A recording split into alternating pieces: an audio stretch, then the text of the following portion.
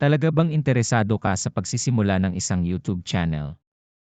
Narito ang ilang mga tip at payo na maaaring makatulong sa iyo upang madaling ma-monetize ang iyong channel.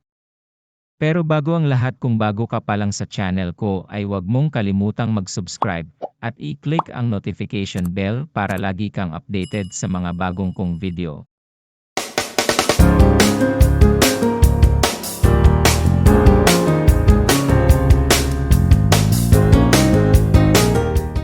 Kamusta mga kaibigan? Ako ang iyong wealth mentor. Sa video na ito, ibabahagi ko sa inyo ang mga tips at payo para sa mga bagong YouTubers upang madaling ma-monetize ang inyong channel. Kaya tara, simulan na natin. Una, maghanap ng angkop na niche. Piliin ang isang tema o paksa na kakaiba at may malaking potensyal na interes ng mga manonood. Mahalagang mag-focus sa isang partikular na mga kategorya para mas matarget ang iyong audience. Pangalawa, gumawa ng maganda at mataas na kalidad na content.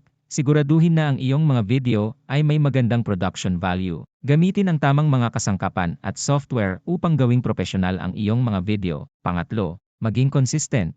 Ay publish ang mga video sa isang regular na schedule upang mapanatili ang interes ng iyong mga manonood. Ang konsistensyang ito ay makakatulong upang lumaki ang iyong audience base. Pang-apat, gumawa ng engaging at nakakaakit na thumbnails at titles. Maglaan ng panahon sa paggawa ng mga nakakaakit na thumbnails at mga kahanga-hangang titles para sa iyong mga video. Ito ay magiging pangunahing dahilan upang tignan ng mga tao ang iyong mga video.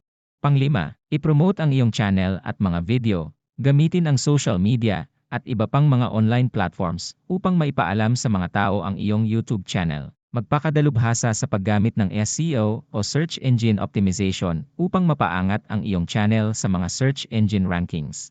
Pang-anim, mag-engage sa iyong mga manonood. Maglaan ng oras sa pakikipag-ugnay sa iyong mga manonood, sumagot sa mga komento, at magpaabot ng pasasalamat sa kanila. Makakatulong ito upang mapanatili ang kanilang loyalty at magsulong ng mas maraming engagement sa iyong channel.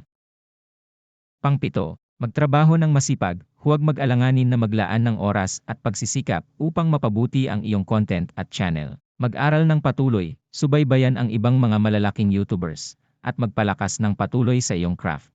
Tandaan na ang monetization ay hindi agad-agad mangyayari. Kailangan mo munang maabot ang mga kinakailangang limitasyon at mapanatili ang kaukulang kriteriya ng YouTube para sa monetization. Patuloy na gawin ang iyong pinakamahusay at tiyak na darating ang tagumpay.